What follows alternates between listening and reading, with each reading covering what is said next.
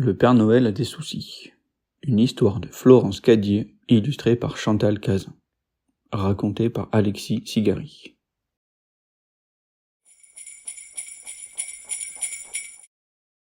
Le Père Noël a des soucis.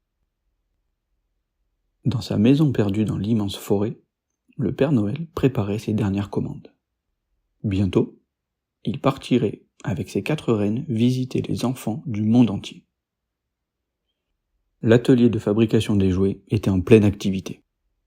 Les lutins serraient les derniers boulons des robots, vérifiaient les roues des voitures téléguidées, empaquetaient soigneusement les poupées et les robes de princesse.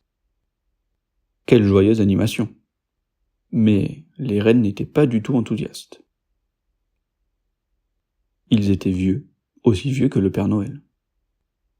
Et la tournée d'un pays à l'autre en 24 heures devenait trop épuisante. Se poser sur les toits glissants des maisons, tirer le traîneau alourdi par des millions de jouets, voler dans le vent cinglant était, chaque année, un peu plus difficile. « Nous ne voulons plus travailler de cette façon », dirent-ils en chœur au Père Noël. « C'est trop fatigant. Il faut trouver une solution. Sinon, nous ne partirons pas ce soir. » Abasourdi, le Père Noël se laissa lourdement tomber dans son fauteuil. Et il réfléchit. « Je vous offre double ration de foin, du lait à volonté et des clochettes toutes neuves. »« Non !» répondirent les reines obstinées. « Ce que nous voudrions, c'est que cette période de Noël dure 4 jours. Ainsi, nous aurions le temps de voler tranquillement et de regarder les enfants découvrir leurs jouets. »« Impossible, » répliqua le Père Noël.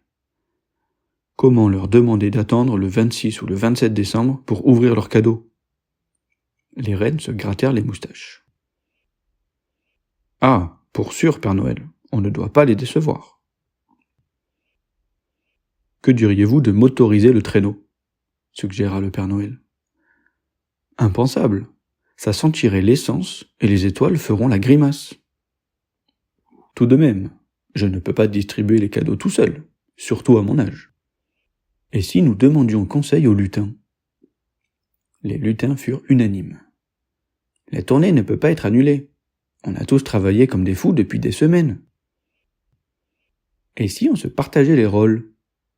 dit un petit lutin. « Les reines tireront simplement le traîneau de nuage en nuage.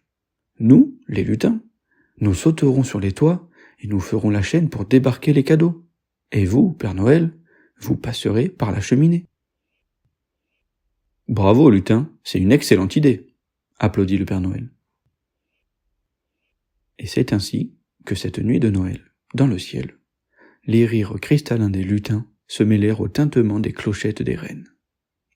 Au petit matin, tout le monde se retrouva épuisé et heureux pour un bon petit déjeuner. C'était très amusant, dirent les lutins. Et bien moins fatigant, ajoutèrent les reines. C'est décidé, Père Noël. Nous ferons cela tous les ans,